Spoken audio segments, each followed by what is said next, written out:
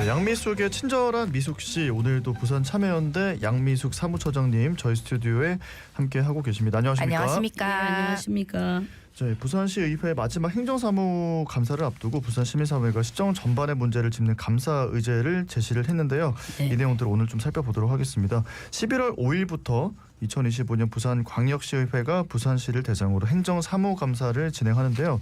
일단 행정사무감사라고 하면 정확히 어떤 건지, 어떻게 진행되는 의정활동인 건지 이거부터 좀 짚어주시죠. 예, 행정사무감사는 업무 계획과 추진 실태 등 행정 전반에 대한 종합적이고 면밀한 행정사무 감사를 실시하여 사무 처리 과정에서 나타난 문제점에 대한 시정 건의를 요구하고 올바른 정책 대안을 제시함으로써 시민의 복리 증진과 시정 발전에 기여하고자 함을 목적으로 하고 있다고 되어 있습니다. 예. 시민사회 입장에서 보면 시의 여러 의정활동 중 의정활동의 꽃이라고 할 수 있습니다. 행정사무감사는 1년간의 시정을 전체를 들여다보고 문제를 지적 질타해서 시민이나 아니면 관련 단체 여러 가지 문제가 개선될 수 있도록 하는 의정활동입니다. 11월 5일부터 시작해 11월 18일 2주간 진행됩니다. 상임위원회 위원장님들이 감사위원장이 되고 상임위원회 위원들이 감사위원이 되어 당년 감사 대상 기관인 부산광역시 그리고 의회 사무처, 교육청 6개의 지방 공기업과 본회의 승인을 받아 대상 기관이 될 수 있는 출연 기관 18개를 감사할 수 있습니다. 예, 국회 국정감사랑 유사하다고 할 수 있겠네요. 그렇다면 증인이 출석하는 것도 가능합니까? 예, 맞습니다. 국회 국정감사랑 같다고 보면 되고요. 증인도 출석할 수 있습니다. 다만 출석 범위가 정해져 있습니다. 기간에 따라 좀 이제 직급이 다르긴 하지만 예. 가장급 이상 정도가 출석할 수 있는 범위라고 할 수 있습니다. 네, 자 부산시에서도 이제 관련 준비로 가장 바쁘고 좀 힘든 시간을 보내고 있겠네요. 네, 맞습니다. 2025년 자료는 기본으로 제출해야 하고요. 네. 2024년도 자료와 2023년 자료까지 요청하거나 제출해야 하는 경우가 있습니다.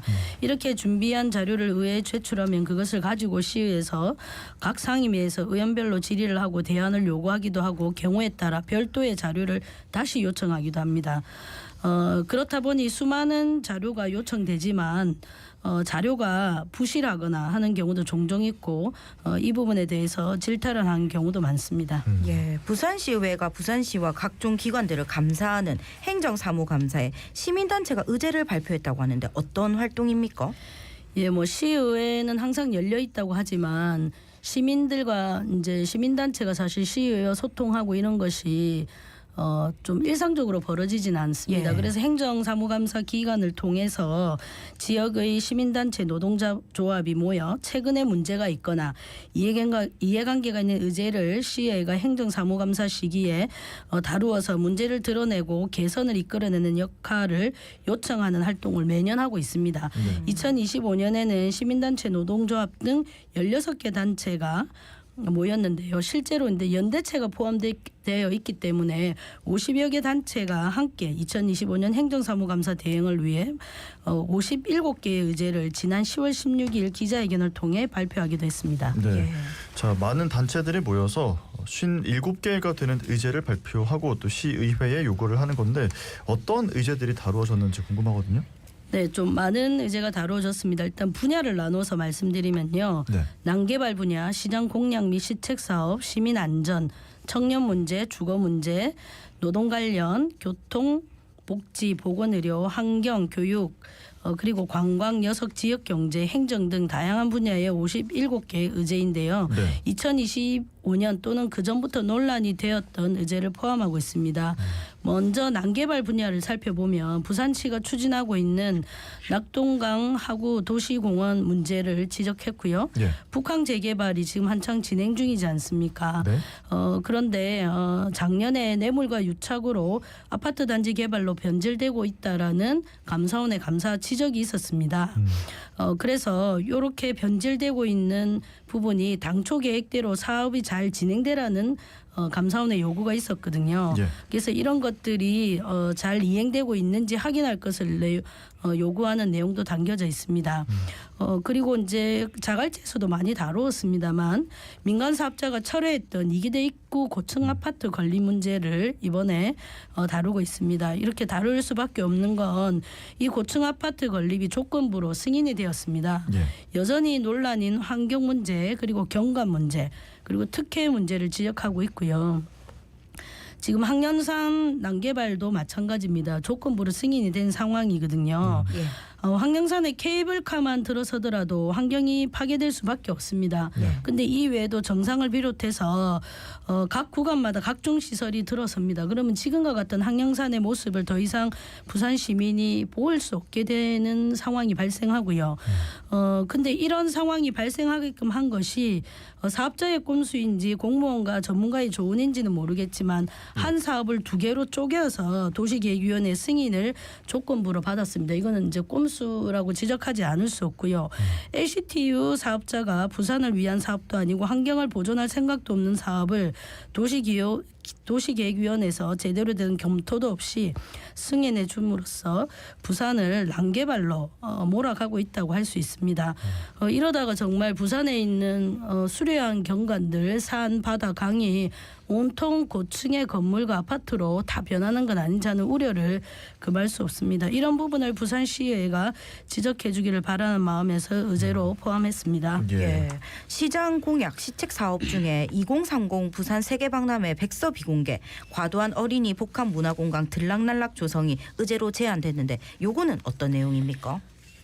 뭐 좀 두 번 다시 생각하기 싫으시겠지만 시민들은 좀 참혹한 실패로 부산 시민의 실망을 안겨준 엑스포 유치 있지 않습니까? 예, 예. 그게 벌써 2년이 지났습니다.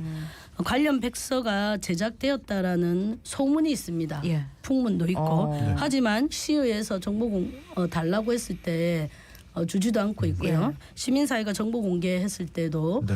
부존재로 처리하고 있습니다. 그럼 이제 공개가 되지 않고 있는데 2022년, 2023년 두 해 동안 부산시 예산만 600억 원이 지출된 대규모 사업입니다. 이에 대해서 어떤 과정으로 진행되었는지 왜 실패했는지 이런 부분을 시민들이 당연히 알아야 되지 않겠습니까? 그런데 부산시가 이를 비공개하고 있어 이 부분에 대해서 좀 지적을 요청했고요. 부산시장의 가장 중요 공약 중에 하나인 어린이를 위한 정책이 있습니다. 어린이를 위한 정책이다 보니 시민사회가 쉽게 비판을 하거나 하기 힘든 정책인데요. 어린이 복합 문화공간 들락날락 사업을 들 수 있습니다. 예. 영유아 초등학교 저학년 일부 학부모에게는 뭐 이용도 많이 할 수 있고 데려갈 공간도 있고 해서 좋은 이미지를 주고 있지만 현재 107개의 신축도는 리모델링으로 조성하고 있고 그 비용만 약 1,000억 원에 가깝습니다. 그리고 2025년 운영 비용만 따지더라도 약 70억 원이 정도 시민의 세금이 들어가고 있지만 예.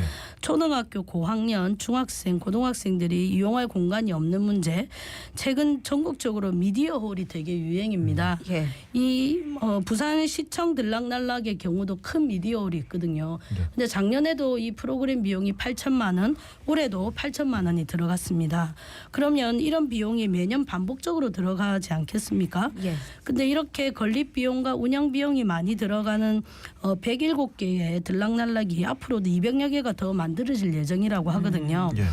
이대로 진행하는 것이 맞는지 중간 점검이 좀 필요하다. 그리고 이용적 실태 그리고 이로 인해서 또 소외받는 계층은 없는지 뭐 이런 것들을 좀 따져달라고 시의회에 요청했는데요. 정말로 어린이를 위한 것인지 부산시장의 공약을 위한 보여지기 사업이 아닌지 좀 시의회가 따끔하게 질책을 좀 해야 된다라는 요구를 했습니다. 예. 그리고 자갈치에서도 여러 번 다루었던 예술공원이라고는 하지만 환경 파괴, 미술인과 부산 시민과의 소통이 부재한 채 일방적이고 그리고 비밀리에 추진되고 있는 이기대 예술공원과 퐁피두 센터 분관 문제 등이 주요한 의제로 제시되었습니다. 최근에는 일부 예술인들을 내세워 마치 예술인들 전체가 퐁피두 센터 유치를 찬성하는 것처럼 호도되고 있어 이에 대해서 분통을 터뜨리는 미술인들이 많은 상황입니다. 네. 자, 그리고 올 한해를 떠올려 보면 부산 지역에 안타까운 교통사고도 많았고 그리고 화재 사고도 있었는데 이런 부분들도 포함이 돼 있다고요? 네, 당연히 포함되어 있습니다. 지난 아주 뜨거웠던 8월 한번 생각해 보시면 일요일이었습니다. 예. 부산 서면 교차로에서 횡단보도를 건너던 보행자 보고 오토바이를 들이받아 2명이 사망을 하셨고 2명이 또 다치는 시내버스 교통사고가 났습니다. 예. 이에 대해서 얼마 전 국가수에서 수사 결과를 발표했는데요. 버스 기사가 브레이크를 밟지 않았다는 수사 결과가 발표되었습니다.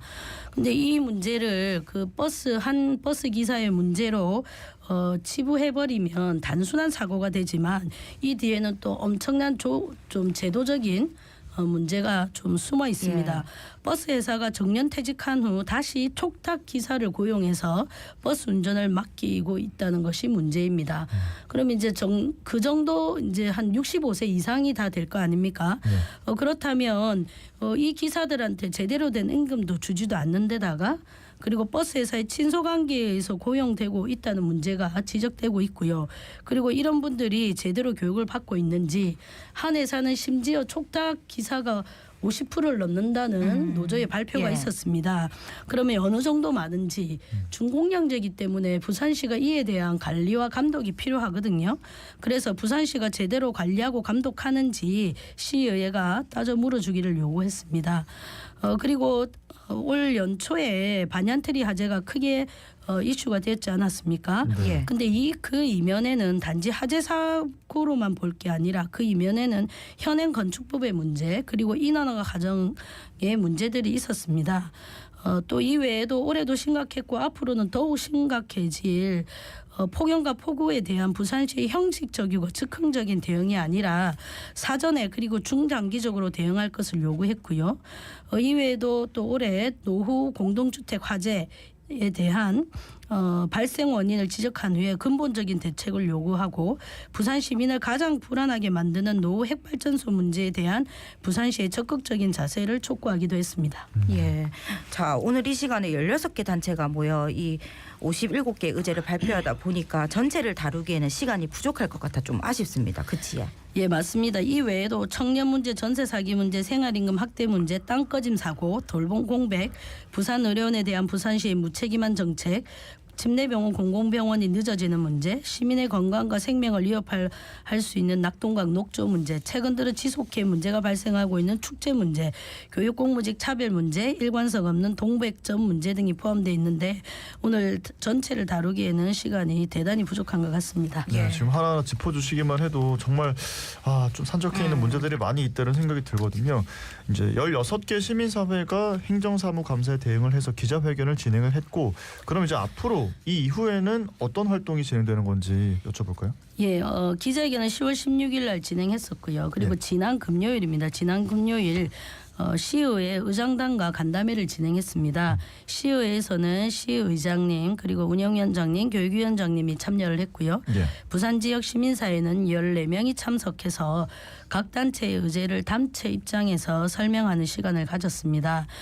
시의장님께서는 이후에 있을 상임위원장과의 회의에서 57개의 의제가 잘 다뤄질 수 있도록 하겠다고 답변을 하셨고요. 네. 또 행정사무감사가 아니더라도 언제든지 시의회는 개방되어 있으니 방문해서 제안할 것이 있으면 해달라는 말씀도 덧붙였습니다. 16개의 시민사회는 각 단체가 제안한 의제를 11월 5일부터 진행되는 행정사무감사를 현장 또는 방송으로 모니터해서 제대로 다루어지고 있는지 부산시가 어떤 답변을 하고 의견을 제시하는지 지켜볼 예정입니다. 특히 작년에는 시민사회가 제안한 의제에 대해 시의회가 어떤 부분이 다루어졌고 부산시가 어떤 답변을 했는지 정리해서 시민사회에게 전달하기도 했습니다. 부산시의 답변이 썩 만족스럽지 않았지만 예. 부산시의회가 더 많이 질타하고 부산시로 하여금 개선하겠다는 답변을 좀 내주십사 하는 의견이 제대로 시민사회가 만족할 만큼은 반영되지 않았지만 부산시의회가 시민사회의 제안에 대해 소통하는 자세를 보였다는 점에서는 의미가 있었고 올해도 그렇게 진행되기를 기대하고 있습니다. 예, 이번 행정사무감사 시의회에 바라는 점이 있다면 어떤 것이 있을까요? 예, 얼마 전 부산시에 외국인 관광객 3만 명이 돌파했다고 예. 부산시가 300만 명. 300만 명이 돌파했다고 대대적으로 홍보하고 가시한 적이 있습니다. 네. 그런데 정작 부산 시민의 삶은 어떠한지 관심은 좀 등한시되고 있는 것이 지금의 현실이라고 생각을 합니다. 관광도시를 만들고 관광객을 유치하려는 이유가 부산 시민의 일자리를 마련하고 부산의 경제를 살리고 부산 시민의 삶의 질을 향상하기 위한 것이지만 부산시는 목적을 관광 수단과 가정에 매몰되어 부산 시민의 삶은 더 피폐해져가고 있는 것은 아닌지 모르겠습니다. 이번 행정사무감사에서 시의회가 시민들의 편에 서서 집행부를 견제하고 견인해야 할 이유라고 생각을 합니다. 부산시장과 같은 당 의원이 다수를 차지하고 있는 의회에 대한 기대가 크지는 않습니다. 하지만 지금까지 비판과 문제가 많았고 결국 원안을 가결해주고 원안 그대로 가결해주고 많은 시의회 때문에 기대가 크지 않은 것도 현실입니다만은 9대 시의회의 마지막 행정사무감사라는 이 특성을 좀 충분히 감안하셔서 시민사회와 노동조합이 제안하는 시민의제를 꼼꼼히 살피고 다양한 현안들이 이번 행정사무감사에서 다루어져 시정이 개선되고 시민에게 시의회의 효능감을 느낄 수 있도록 시민의제를 챙겨줄 것을 당부드립니다. 네, 알겠습니다. 오늘 말씀은 여기까지 듣고 보내드리겠습니다. 고맙습니다. 고맙습니다. 네, 지금까지 부산참여연대 양미숙 사무처장님과 이야기 나눴습니다.